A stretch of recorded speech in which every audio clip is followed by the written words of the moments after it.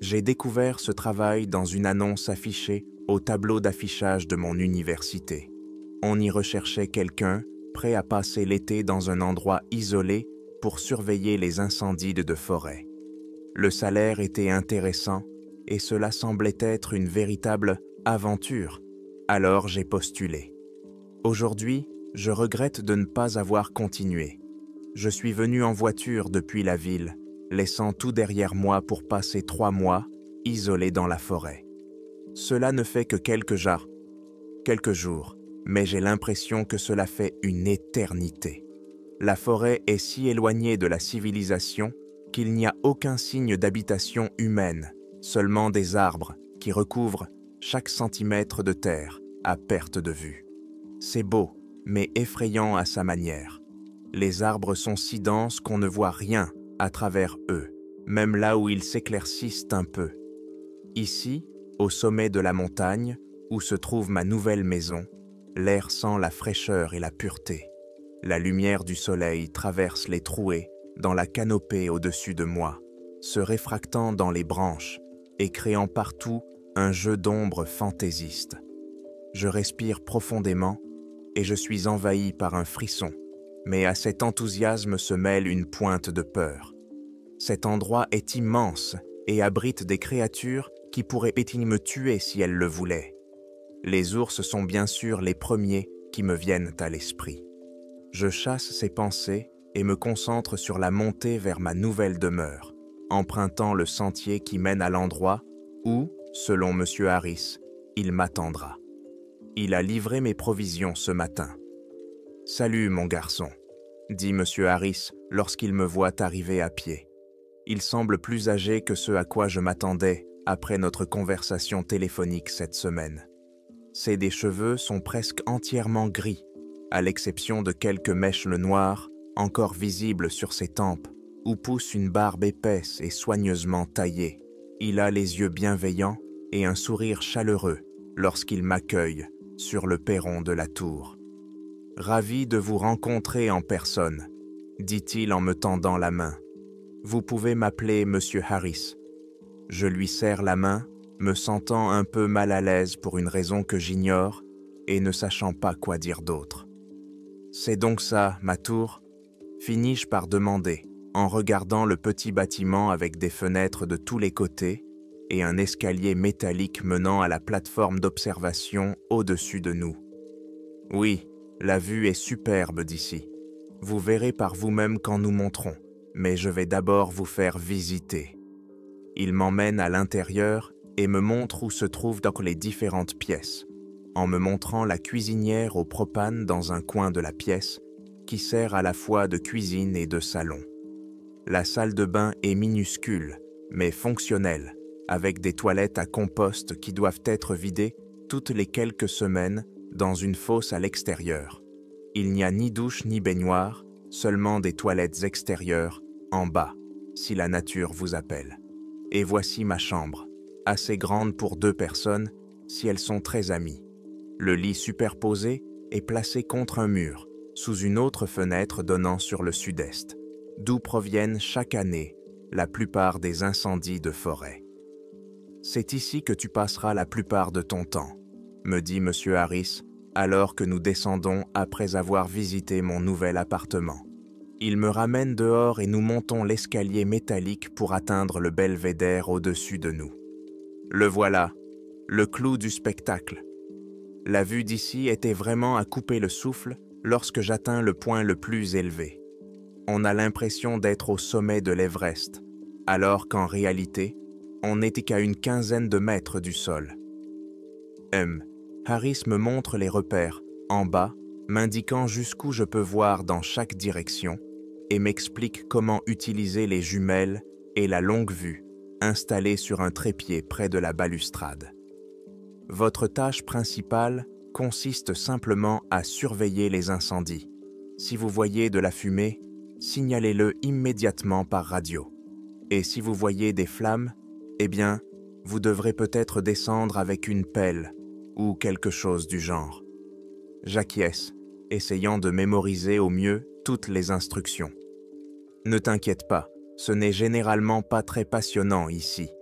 dit M. Harris avec un sourire. La plupart du temps, c'est plutôt calme. Contente-toi de jeter un œil toutes les heures environ et ne t'endors pas au volant. Il me fait un clin d'œil, comme s'il s'agissait d'une blague, mais je ne comprends pas très bien ce qu'il veut dire. Tout ira bien, mon gars. Évite juste de faire des bêtises, comme fumer des cigarettes ou allumer des bougies. J'acquiesce à nouveau en pensant à quel point ces deux idées seraient terribles, étant donné que nous sommes entourés d'une forêt sèche qui n'a pas vu de pluie depuis plusieurs mois. M. Harris s'en va ensuite, me faisant signe de la main depuis son camion, alors qu'il s'éloigne sur le chemin de terre qui le ramène à la civilisation. Il m'assure qu'il repassera la semaine prochaine et me dit de le contacter par radio si quelque chose ne va pas. Dès que son véhicule disparaît au détour d'un virage, mon cœur se met à battre plus fort. J'ai l'impression d'avoir été déposé sur Mars sans aucune préparation et sans savoir quoi faire.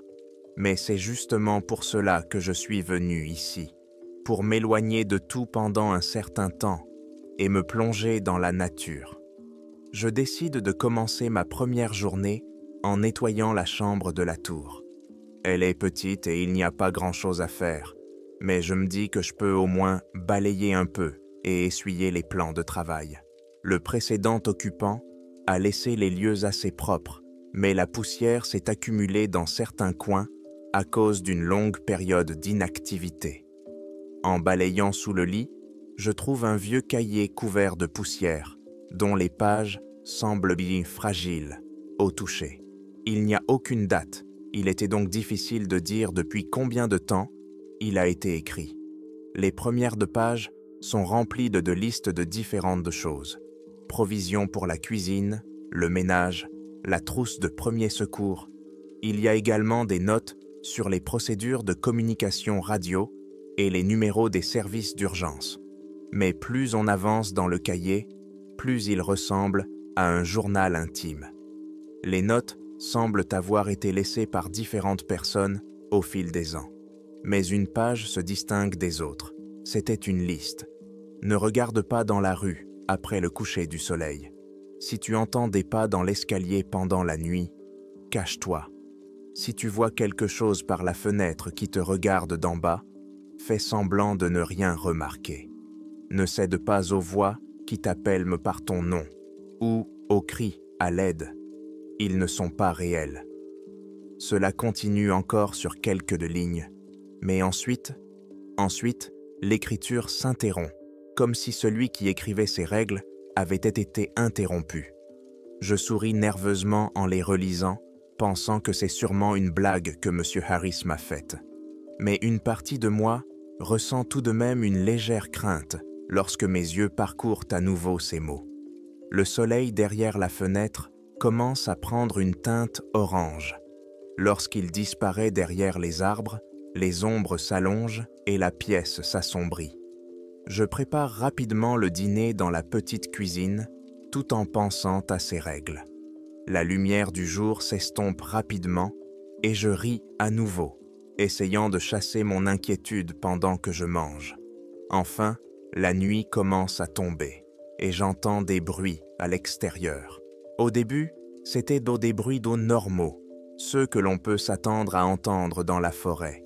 Le bruissement des feuilles, comme si quelque chose se faufilait à travers elles, le craquement d'une branche, comme si un animal avait accidentellement marché dessus.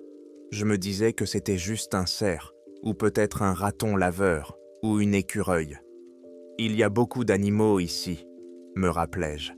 Mais à mesure que la nuit s'assombrissait et que ces bruits continuaient, ils ont subtilement changé.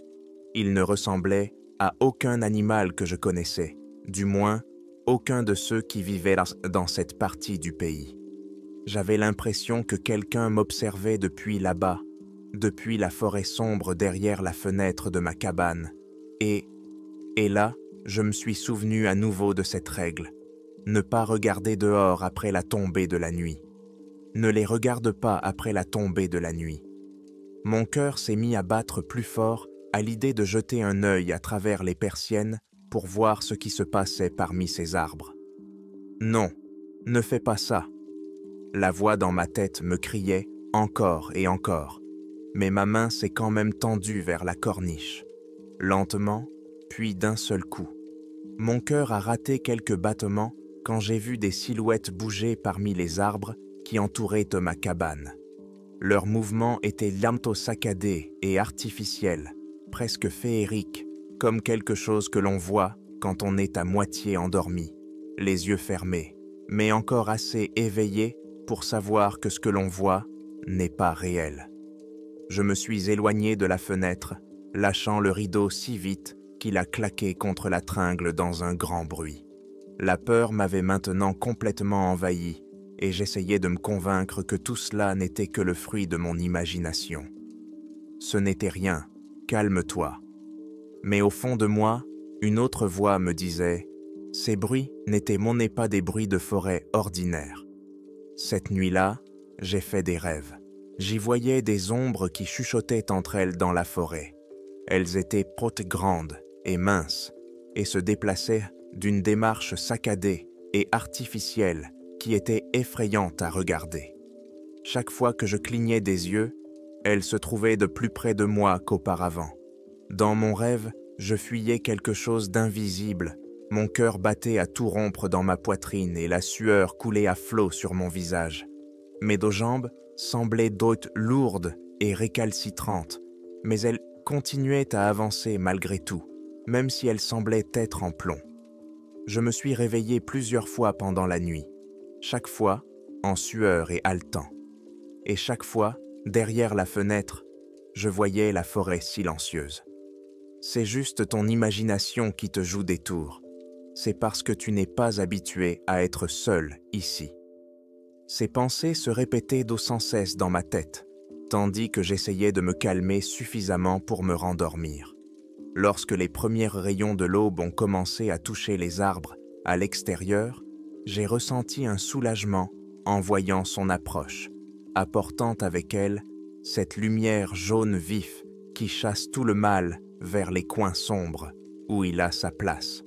Les images de mes rêves s'estompèrent, mais un sentiment sinistre planait toujours au-dessus de moi, comme le givre d'un matin d'octobre, lorsque l'hiver commence seulement sa lente avancée sur la terre.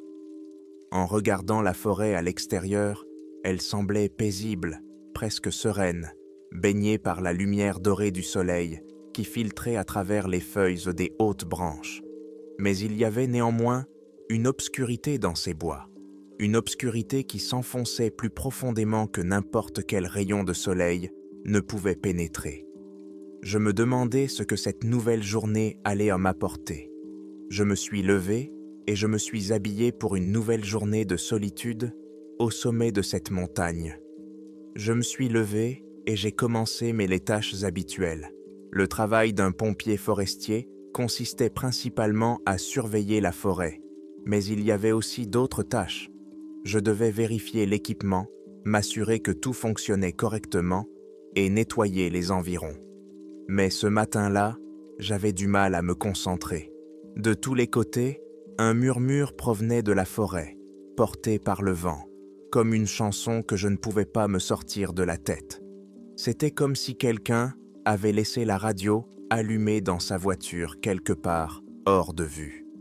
Les murmures ont continué pendant un certain temps, et j'ai fait de mon mieux pour les ignorer, mais ils ne s'arrêtaient pas, comme une mouche agaçante qui bourdonne dans l'oreille. Finalement, j'ai pris mes jumelles et j'ai commencé à scruter le paysage au-delà de ma tour à la recherche de tout signe de quelqu'un ou de quelque chose. Mais il n'y avait rien d'autre que de la verdure, des arbres s'étendant à l'infini dans toutes les directions, jusqu'à se fondre dans les montagnes lointaines à l'horizon. Aucun signe de qui que ce soit ou de quoi que ce soit, pas même d'un autre être humain. Ce qui semblait étrange, car à cette période de l'année, des touristes devaient régulièrement passer par là. Mais jusqu'à présent, personne n'était venu depuis mon arrivée à ce poste isolé, loin au-dessus de la civilisation, il y a près de 2 semaines. Je baissais mes jumelles avec un soupir, me sentant stupide de les avoir utilisées. Mais d'un autre côté, Ce n'était peut-être pas une si mauvaise idée. Cela m'avait donné quelque chose à faire, plutôt que de rester assis là, seul, avec ces murmures effrayants qui flottaient à chaque rafale de vent qui soufflait à travers ces bois. J'ai senti des frissons me parcourir les 2 bras. Mes cheveux se sont hérissés de peur ou d'excitation, ou peut-être les 2 à la fois. Les chuchotements ont repris dès que cette pensée m'était revenue à l'esprit, et ils semblaient maintenant plus forts que jamais. On aurait dit qu'ils prononçaient mon nom. La voix dans ma tête avait raison. Je voulais vraiment explorer, mais je savais aussi que c'était une mauvaise idée. La forêt était trop grande, et je n'avais aucun moyen de marquer mon chemin à travers les arbres. Pas de GPS, pas même de boussole, juste une carte avec des lignes ondulées, indiquant les sentiers et les routes dans les environs. J'ai décidé de rester sur place et d'essayer de ne pas y penser plus que nécessaire. Je l'ai entendu à nouveau lorsque la nuit a enveloppé la forêt de ténèbres. Le bruit de pas qui devenait de plus en plus fort. Il montait les escaliers menant à ma tour. Mon cœur battait à tout rompre dans ma poitrine lorsque je me suis souvenu de ce qu'on m'avait dit à propos de ce travail, à propos de l'importance de respecter les règles, quoi qu'il arrive. Puis je me suis souvenu d'une règle en particulier qui m'a fait me sentir un peu « cache-toi si tu le dois, mais ne les laisse pas te voir ». Je me suis mis à 4 pattes et j'ai rampé aussi silencieusement que possible sous le lit, en essayant de ne pas laisser échapper un sanglot de peur ni un bruit de frottement de mes genoux sur les planches rugueuses du parquet. Les pas se sont rapprochés encore plus, jusqu'à se trouver juste derrière ma porte, puis se sont arrêtés un instant avant de passer devant moi et de se diriger vers le belvédère au-dessus de nous. Puis j'entendis des chuchotements, trop faibles au début pour que je puisse les distinguer, mais quelques secondes plus tard, je pouvais les entendre assez clairement, même à travers 2 couches de plancher. Jack. Oh, Jack. Chaque mot transperçait le silence. Sors, sors, où que tu sois. N'aie pas peur, nous voulons juste te parler. Nous promettons de ne pas te faire de mal. Ces voix ont continué pendant des heures, me semblait-il, même si ce n'était peut-être que quelques minutes ou quelques secondes.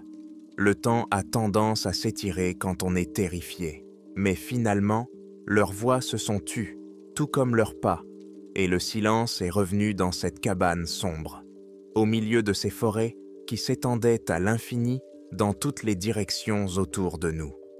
Je suis resté sous le lit pendant encore 1 heure après leur départ, écoutant et attendant, jusqu'à ce que je pense pouvoir sortir en toute sécurité.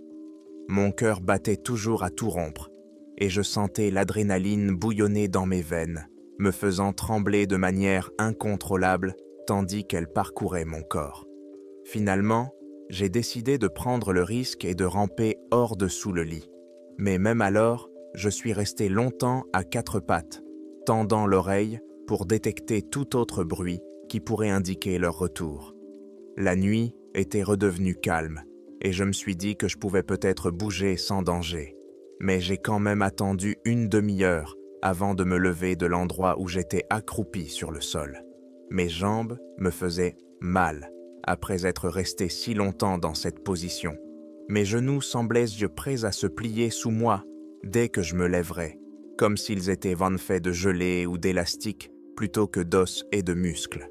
Après cela, j'ai enfin pu retourner me coucher, mais j'ai mal dormi. Le moindre bruit à l'extérieur me faisait sursauter, et je ne cessais de penser à ce qu'ils avaient dit, à leur intention de revenir me chercher. L'image de 2 debout dans l'embrasure de la porte, les yeux brillants dans l'obscurité, me regardant sous leur capuche, s'est gravé dans mon esprit comme une photographie. À l'aube, j'ai ressenti un soulagement et je me suis rapidement levé pour commencer ma journée. Après m'être lavé le visage et brossé les dents au lavabo avec de l'eau glacée provenant d'une cruche, j'ai mis la cafetière en route et enfilé des vêtements chauds. La routine matinale est toujours pratiquement la même quand on fait ce genre de travail, peu importe où l'on se trouve ou quelles sont les circonstances. Après m'être servi une tasse de café à partir de la cafetière sur ma petite cuisinière au propane, je me suis assis à ma table près d'une des fenêtres, une tasse fumante à la main. J'ai ensuite sorti un vieux cahier laissé par l'un des pompiers de l'année dernière, et j'ai commencé à le remplir de toutes sortes de détails sur les événements de la veille. Il fallait d'abord remplir le rapport météo, qui était rédigé chaque matin. Ensuite, il y avait les formulaires indiquant toute observation de la faune ou autre faite pendant la nuit. Quand on est pompier, on ne passe pas son temps à attendre les incendies, même si cela fait bien sûr partie du travail. Il y a beaucoup d'autres tâches à accomplir chaque jour si vous voulez conserver votre emploi. À 8 heures, tout était terminé et envoyé par satellite pour que M. Harris puisse voir que j'étais toujours en vie ici. Après cela, je n'avais plus grand-chose à faire, si ce n'est m'asseoir et attendre la prochaine session de communication par satellite quelques heures plus tard. C'était tard dans la soirée, et j'étais plongé dans un livre lorsque je l'ai entendu. Au début, le bruit était faible, à peine audible par rapport au bruit du vent qui soufflait dans les arbres, mais il est devenu de plus en plus fort et distinct. Il y a eu un bruit sourd, puis un autre, et encore un autre. On aurait dit que quelqu'un frappait quelque chose avec un bâton ou jetait des pierres sur ma tour pour attirer mon attention. J'ai regardé par la fenêtre et je l'ai vue, debout au pied de ma tour d'observation. Une femme aux longs cheveux châtains et aux yeux bleus vifs. Elle m'a fait signe quand elle a vu que je regardais à travers la vitre, comme si nous étions de vieux amis qui ne s'étaient pas vus depuis des années, comme si cela n'avait rien d'étrange. « Bonjour, tu peux me laisser entrer ? Il commence à faire nuit. » Je lui ai ouvert la porte et l'ai fait entrer dans ma maison de vacances. « Merci beaucoup, » dit-elle en entrant et en secouant l'eau de sa veste trempée par la pluie. « J'ai perdu la notion du temps pendant ma promenade aujourd'hui. »« Je vous en prie, » ai-je répondu poliment, même si je ne pouvais m'empêcher de ressentir une certaine irritation face à l'intrusion de cet inconnu dans mon intimité. « Vous allez bien ? Vous n'avez pas été prise dans la tempête, n'est-ce pas ? » « Ce n'est que de l'eau, » répondit-elle avec dédain, comme si le fait d'être mouillé ou non en se promenant dans la forêt pendant un orage n'avait aucune importance. « Au fait, je m'appelle Émilie, » dit-elle en retirant son sac à dos et en le posant sur l'une de mes chaises, à côté d'un autre tas de vêtements laissés par le garde de l'année dernière. « Je m'appelle Jake, » répondis-je à contre-cœur. Après un moment d'hésitation, je me demandais s'il serait plus facile de lui parler des événements étranges qui s'étaient produits ces derniers jours, ou s'il valait mieux les garder pour moi. « C'est un endroit charmant, Jake, » dit-elle en regardant ma maison d'été. « J'aime le calme qui règne ici, dans la forêt. »« Oui, » acquiesçai-je, même si je n'étais plus sûr que ce soit vrai. Après tout ce qui s'était passé depuis mon arrivée sur cette montagne, j'étais reconnaissant d'avoir de la compagnie, même si je ne savais toujours pas si je pouvais lui faire confiance.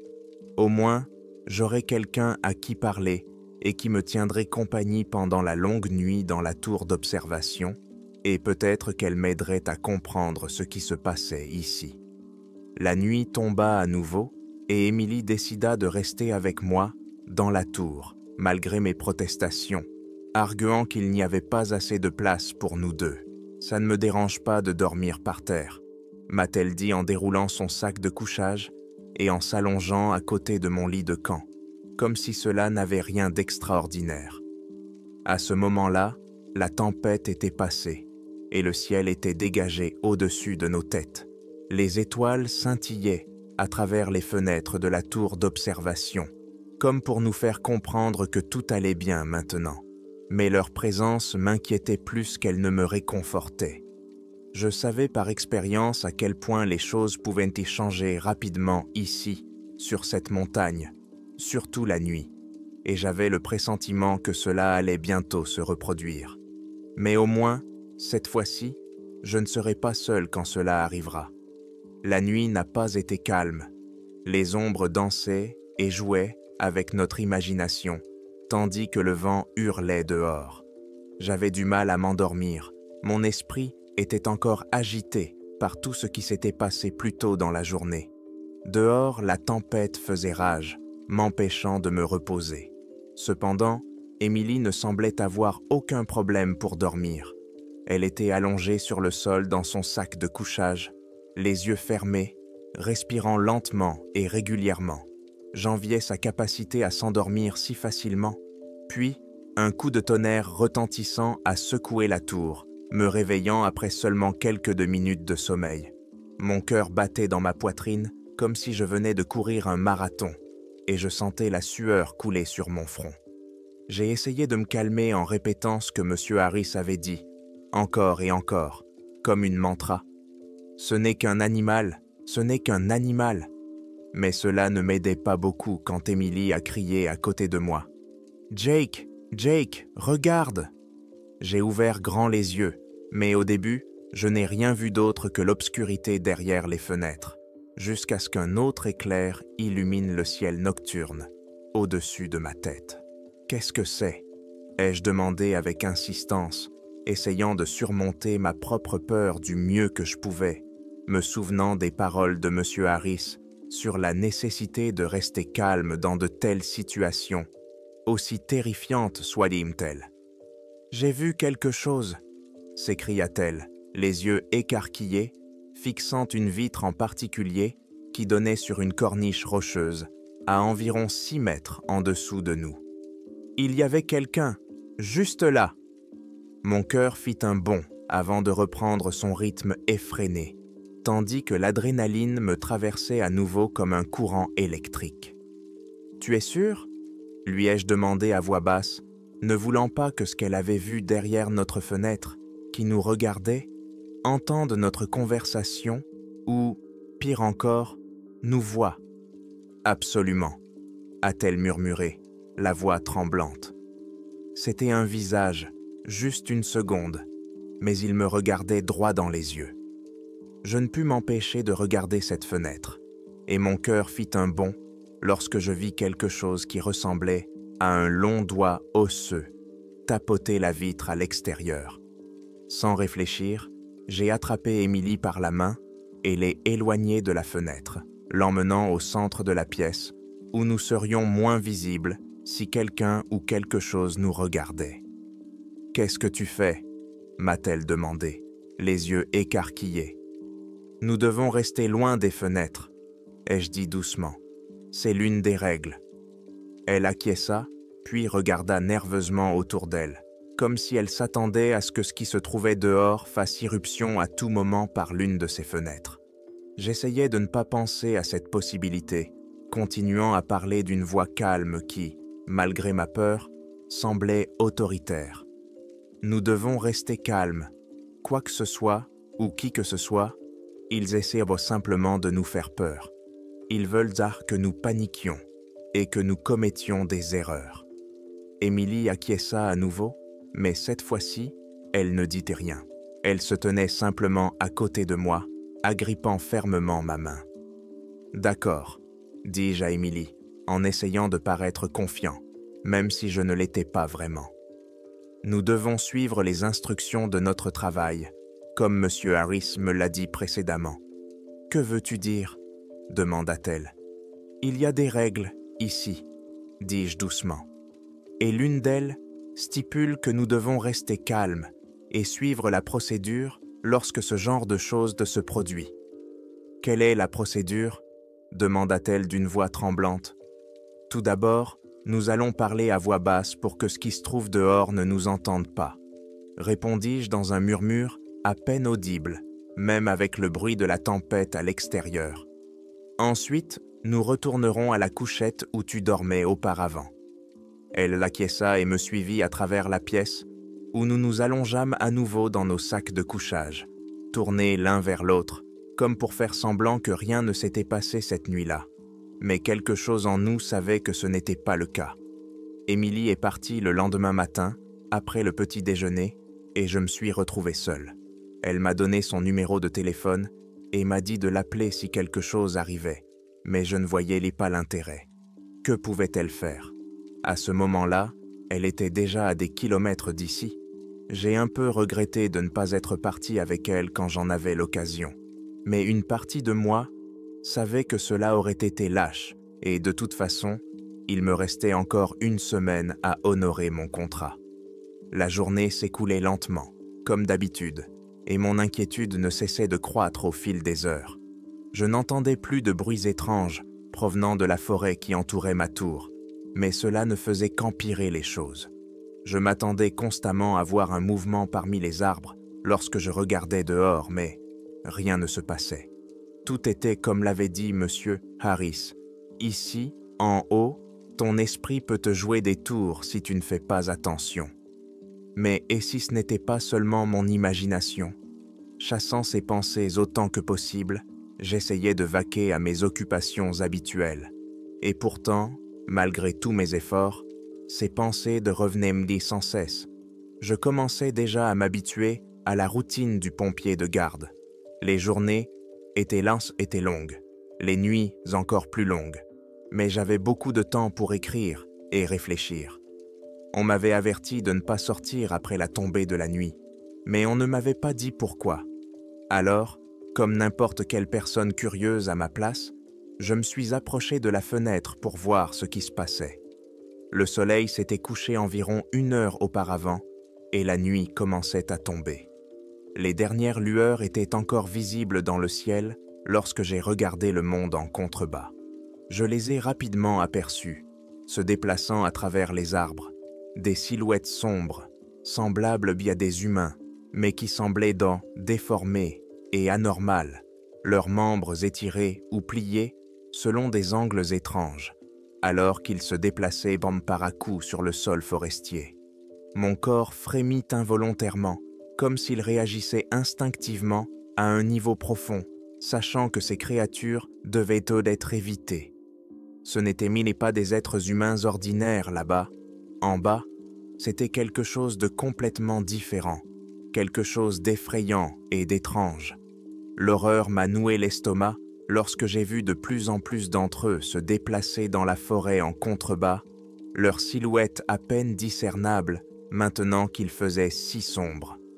Je devais faire quelque chose, n'importe quoi, sauf rester assis là, à regarder ces créatures se déplacer à travers les arbres en contrebas.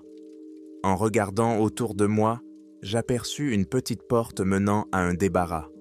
En l'ouvrant, je trouvai quelques vieilles couvertures et des oreillers qui sentaient le moisi.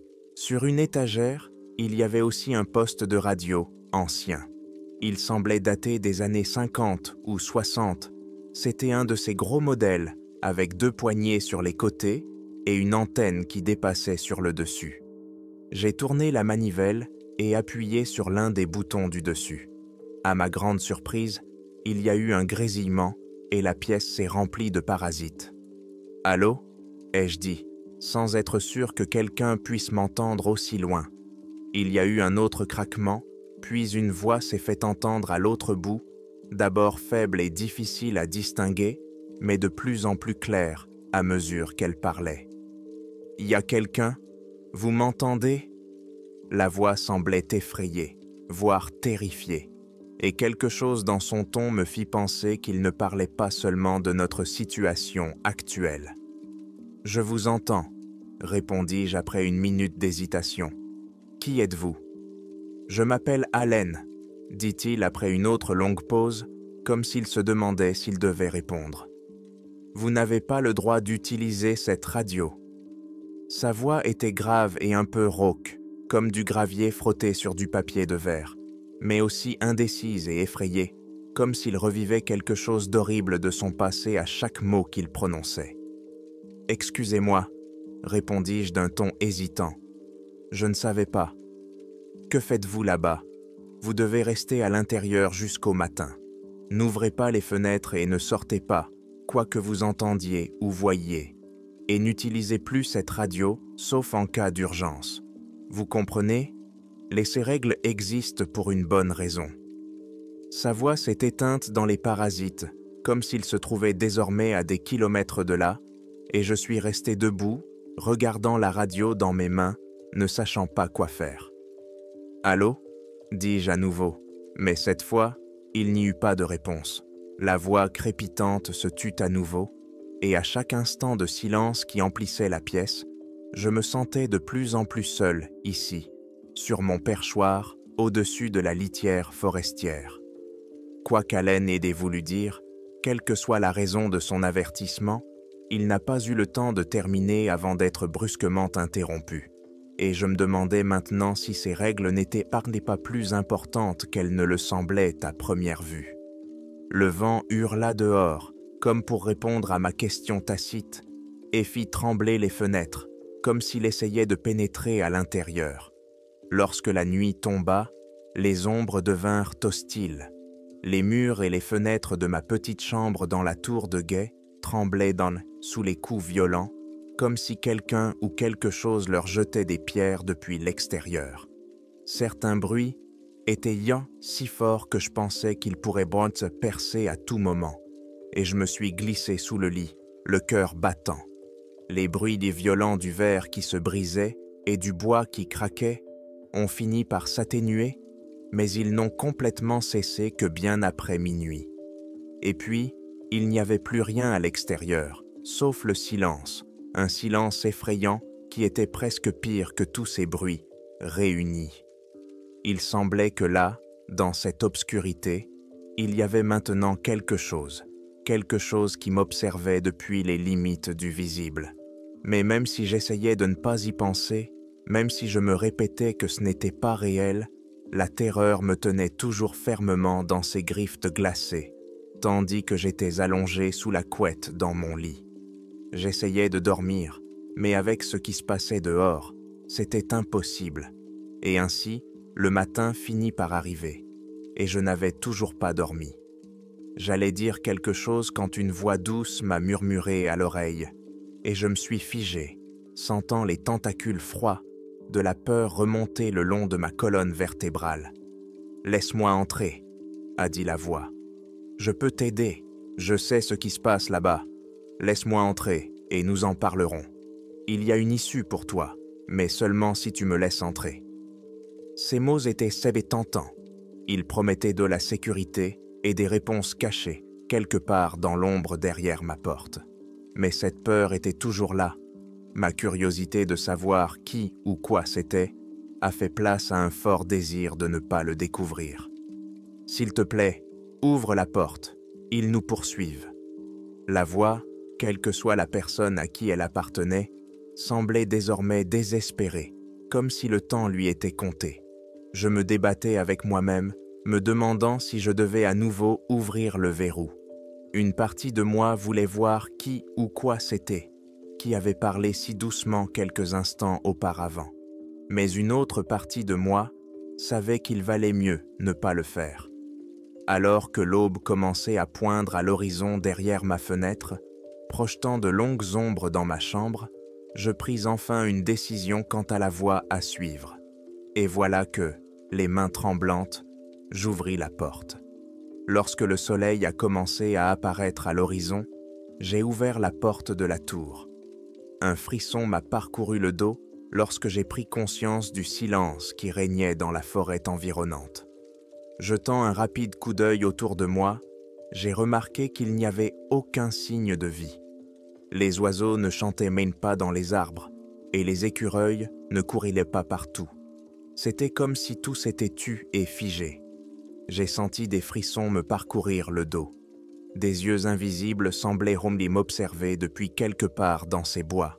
La sensation était si forte que je m'attendais presque à entendre une voix m'appeler depuis les profondeurs. Mais il n'y avait rien. Je me suis secoué et je me suis rappelé que c'était simplement mes nerfs qui me jouaient des tours après cet étrange rêve de la nuit dernière. Le jeu auquel je jouais auparavant, en tant que chercheur d'aventure dans cette tour, semblait appartenir à un passé lointain. Maintenant, après avoir jeté un dernier regard sur cette vieille construction en bois, dont les fenêtres me regardaient comme les orbites vides d'un crâne ancien, je pris mon courage à deux mains et me mis en route vers la ville la plus proche. Elle n'était pas très loin, peut-être 6 ou 7 miles, mais il me faudrait une bonne partie de la journée pour y arriver, avec tout mon équipement qui me ralentissait.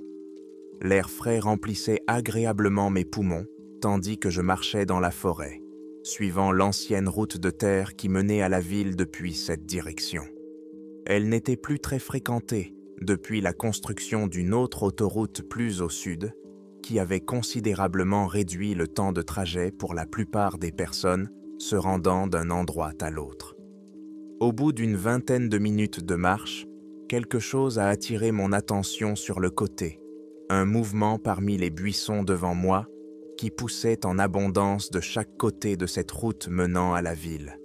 Une paire d'yeux me regardait à travers les feuilles et les branches, des yeux qui brillaient d'une étrange lueur verte. Je me suis arrêté net, le cœur battant à tout rompre, tandis que je regardais la créature sortir de sa cachette. C'était un cerf. Du moins, c'est ce à quoi il ressemblait au début. Mais ensuite, il s'est approché, et j'ai vu que son museau était complètement irrégulier, déformé et difforme, comme si quelqu'un avait pris de l'argile et avait modelé la forme d'un animal, mais pas tout à fait correctement. La créature s'est lentement approchée de moi, ses sabots claquant sur la route goudronnée. Ma main se tendit vers ma poche, où je gardais un petit couteau de chasse pour parer à ce genre de situation. Mais au lieu de m'attaquer, la créature resta simplement là, me regardant de ses yeux brillants. Ils étaient fascinants, presque hypnotiques, et pendant un instant, je me rendis compte que je ne pouvais ni bouger, ni respirer. Puis, tout est devenu noir. Lorsque je me suis réveillé quelque temps plus tard, le soleil était haut dans le ciel.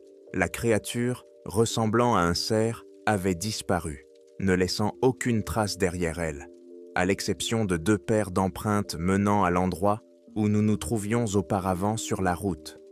L'une des paires semblait humaine, tandis que l'autre semblait avoir été laissée par un animal à sabots. Secouant la tête pour oublier ce qui venait de se passer, je poursuivis mon chemin vers la ville. Je continuais à marcher, essayant de chasser de mon esprit ma rencontre avec cet étrange cerf. Mais c'était difficile.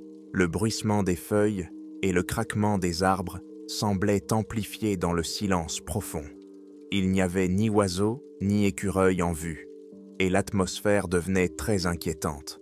La forêt semblait infinie, et à mesure que je marchais, mes jambes se fatiguaient de plus en plus à chaque pas.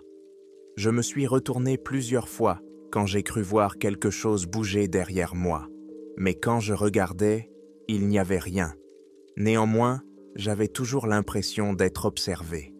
De temps en temps, peut-être toutes les 5 minutes environ, j'apercevais des ombres qui passaient entre les arbres du coin de l'œil. Elles disparaissaient dès que je tournais la tête pour les regarder directement. Mon cœur s'est mis à battre plus fort et j'ai accéléré le pas, me sentant désormais inquiet, même si je me disais que tout allait bien. Juste au moment où mes jambes étaient même sur le point de lâcher, fatiguées et déshydratées, après des heures de passé que dans ces bois, sans aucun signe de civilisation, je l'ai vu. Au loin, j'ai aperçu la lisière de la forêt. Soulagé, je suis entré dans la ville et je suis immédiatement parti à la recherche de M. Harris. Il était facile à trouver. Avec sa grande taille, son visage buriné et sa barbe, il était difficile de ne pas le remarquer. « Jake, dit-il surpris de me voir, que fais-tu ici?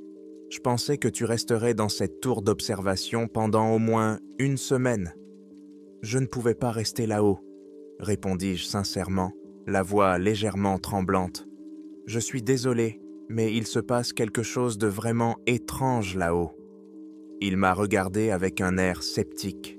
« Essaie de me surprendre, » a-t-il dit en croisant les bras sur sa poitrine. Et je lui ai tout raconté, les voix qui me murmuraient à l'oreille, comme si elles étaient à côté de moi. Les ombres qui bougeaient derrière les arbres et les buissons et qui disparaissaient quand je les regardais directement. Du sentiment que quelqu'un m'observait constamment, hors de mon champ de vision. Une fois que j'eus fini de parler, il me regarda longuement sans rien dire. Finalement, il prit la parole. « Tu es sérieux ?» J'acquiesçai. J'aimerais que ce soit une blague ou une farce, mais ce n'est pas le cas. Tout cela était réel. Monsieur Harris continua à me regarder pendant quelques secondes avant d'éclater de rire, si soudainement que cela m'effraya. « Tu m'as fait marcher », dit-il entre deux éclats de rire, les larmes coulant sur ses joues. « J'ai cru que tu étais sérieux. »« Ce n'est pas drôle », ai-je répondu avec colère lorsqu'il n'a pas cessé de rire après quelques secondes. « Ça me fait vraiment peur. Et maintenant, tu me dis que ce n'est même pas normal ?» Monsieur Harris a alors cessé de rire et a essuyé ses larmes avec la manche de sa chemise en flanelle, qui semblait ne pas avoir été lavée depuis 1986, si tant est qu'elle ait jamais été lavée. Il m'a regardé avec un air sérieux. « Non, ce n'est pas normal, mais tu n'es pas le premier à qui cela arrive. Que voulez-vous dire ? Je veux dire qu'il y en a eu d'autres qui sont montés dans cette tour et en sont redescendus, en disant qu'ils avaient vu des choses qui n'étaient pas là, entendu des voix leur murmurer à l'oreille, alors qu'il n'y avait personne à proximité, senti qu'ils étaient constamment observés, même lorsqu'ils étaient en natte seuls. « Pourquoi ne m'avez-vous pas dit cela ?» lui ai-je crié avec colère. « Parce que si je vous l'avais dit, auriez-vous quand même accepté ce travail ?» Il avait raison. « Non », ai-je répondu doucement après avoir réfléchi 1 minute ou 2. « Probablement pas. Tu vois, personne n'acceptera ce travail si on leur dit tout ça à l'avance, même si cela n'est arrivé qu'à quelques personnes au cours de toutes ces années. Certains pensent que c'est simplement la fièvre des cabanes ou quelque chose du genre. La solitude dans cette tour pendant des semaines, sans aucun contact humain, à part les contrôles quotidiens par radio. « Et vous, qu'en pensez-vous » lui ai-je demandé après avoir écouté son explication qui, pour autant que je puisse en juger, n'expliquait en réalité rien. « Je ne sais pas quoi croire », a-t-il répondu honnêtement en regardant ses chaussures et en piétinant un peu la boue avant de poursuivre.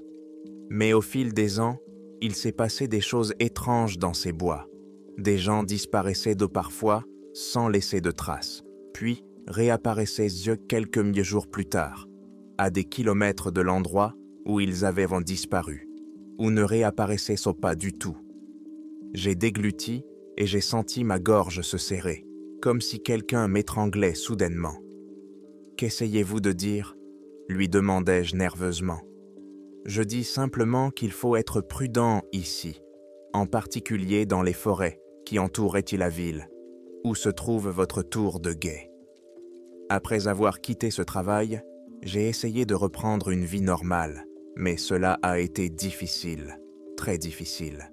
Mes expériences dans la forêt m'ont laissé une marque indélébile, et maintenant, chaque fois que je fermais les yeux, je voyais ces événements étranges sur la tour se dérouler dans mon esprit comme un film. Les créatures de l'ombre de la forêt ne quittaient jamais mes pensées, même si j'essayais de les chasser. La ville était bruyante et pleine de gens, occupés à leurs activités quotidiennes, mais malgré toute cette agitation autour de moi, il y avait des moments où j'avais l'impression d'être encore là-haut, seul sur cette montagne. Et il y avait d'autres moments où j'avais l'impression que tous les autres voyaient aussi ces silhouettes sombres, cachées à la limite de notre perception. Parfois, tard dans la nuit, allongé dans mon lit en attendant de m'endormir, quand tout était calme, à part les sirènes lointaines ou le bruit des voitures derrière la fenêtre, j'entendais un murmure provenant de quelque part à proximité. Il ressemblait exactement à celui que j'avais entendu dans la tour de guet, mais cette fois-ci, il était plus faible, comme s'il provenait de derrière la porte de ma chambre, ou peut-être même plus près. Et puis, certaines nuits, il redevenait plus fort, presque assourdissant, jusqu'à ce que j'aie l'impression que quelqu'un ou quelque chose se trouvait juste à côté de moi, me chuchotant directement à l'oreille.